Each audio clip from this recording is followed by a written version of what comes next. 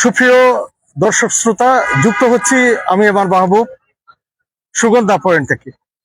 আমরা জানি দীর্ঘ 2 মাস পর দখল উচ্ছেদের জন্য আজকে যৌথ বাহিনী সকাল থেকে সুগন্ধা পয়েন্টে অবস্থান নিয়েছে।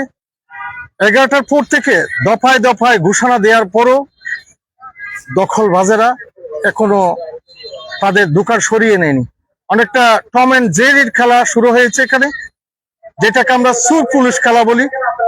সমুদ্র সৈকত বালিয়াড়ি থেকে এসে এটা অবস্থান নিয়েছে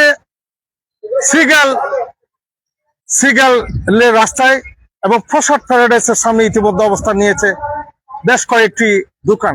সবকিছু মিলিয়ে যে চমৎকার প্রশাসনের যে একটা চমৎকার উদ্যোগ ছিল, আজকেও মনে হয় চিহ্নিত দখলবাজদের হাতে আবারও প্রশাসন ব্যর্থ হতে যাচ্ছে।